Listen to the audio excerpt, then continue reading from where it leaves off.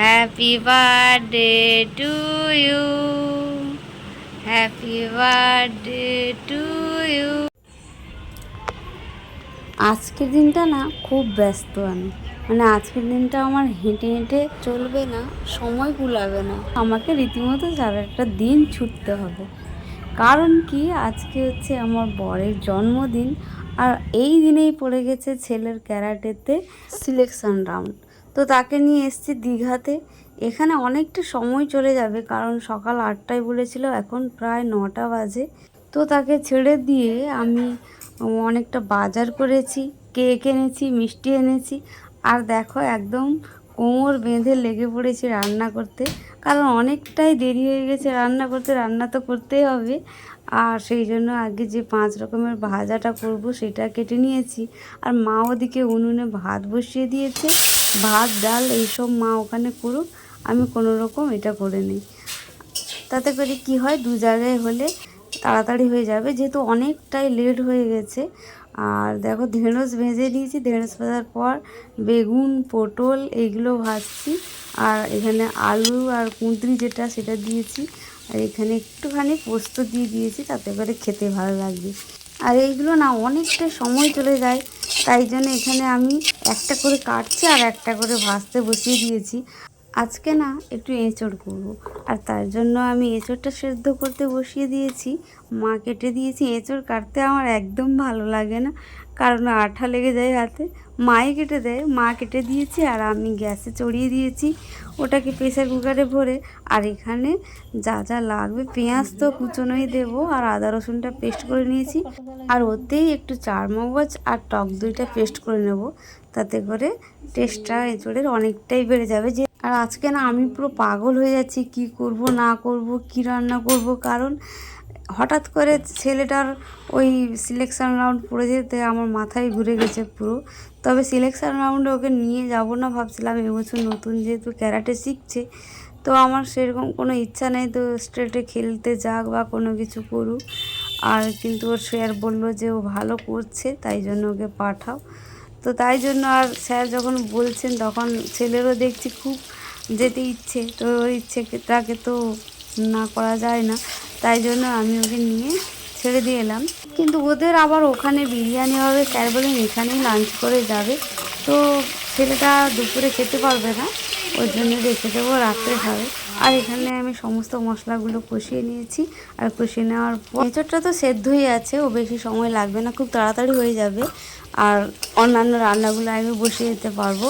মাছ এনেছি, আর কিছুটা মাছ ফ্রিজে ছিল বলে বেঁচে গেছি, নাহলে আজকেই এত মাছ এনে রান্না করা আমার পক্ষে সম্ভব হতো না। তবে এইভাবে না এঁচোড়টা খেতে আমার বেশ কিন্তু টেস্টি লাগে, তোমরাও এভাবে ট্রাই করতে পারো।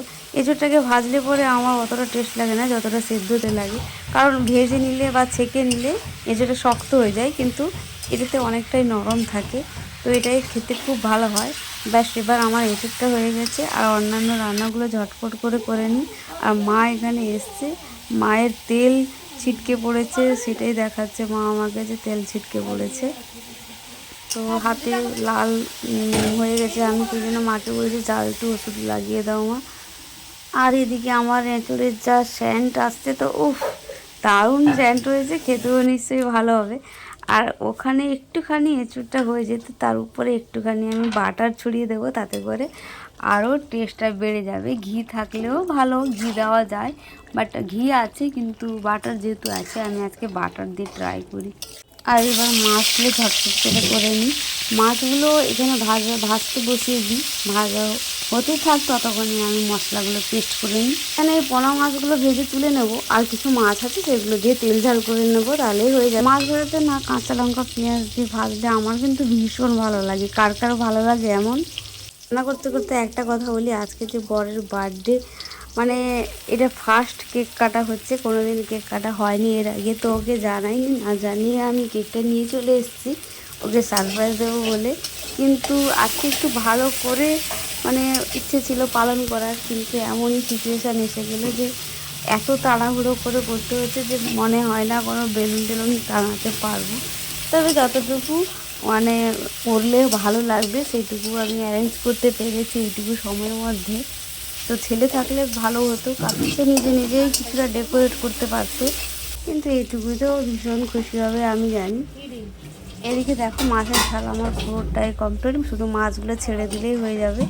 এবার সমস্ত রান্না কমপ্লিট এবং শেষে খেজুর আর কিশমিশ দিয়ে আমি চাটনিটা বসিয়ে দিয়েছি, ব্যাস কমপ্লিট রান্না, এবার খেতে দাও। এবং মহারাজা আজকে খেতে বসে গেছেন আর এতগুলো রান্না দেখে খুবই খুশি, এমন কম সময়ে এতগুলো রান্না দেখে ভীষণ খুশি হয়েছে এবং তিনি গপ গপ করে খেয়ে যাচ্ছেন আর বলছেন যে বাজে রান্না হয়েছে, বাজে রান্না হয়েছে, শুদ্ধ আমাকে লাগাচ্ছে। তাই জন্মদিনে প্রথম গিফট হলো এই যে ঘুষিটাই।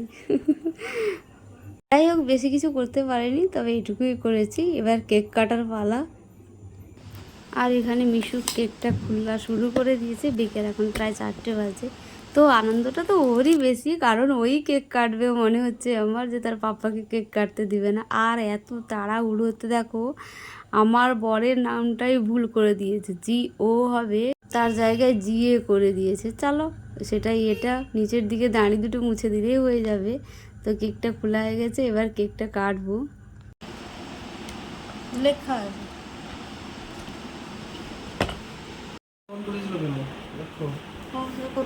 দাঁড়া।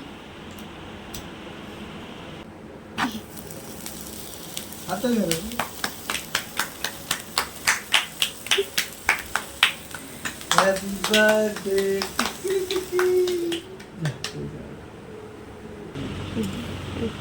হ্যাঁ, happy birthday to you, happy birthday to you. Happy birthday, Ami.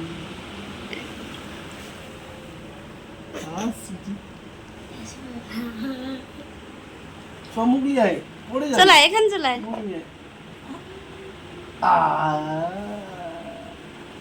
বাবু একটু খাইয়ে দাও, পাপাকে খাইয়ে দাও। কম করে খাওয়াবে বুঝেছি।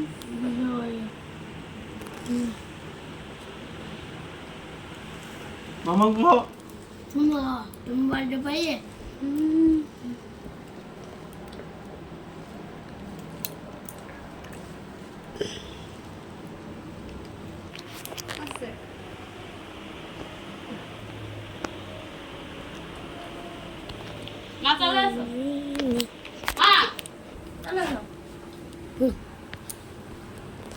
দেখলো কি রে বাবু, চার কোন লাগে রে?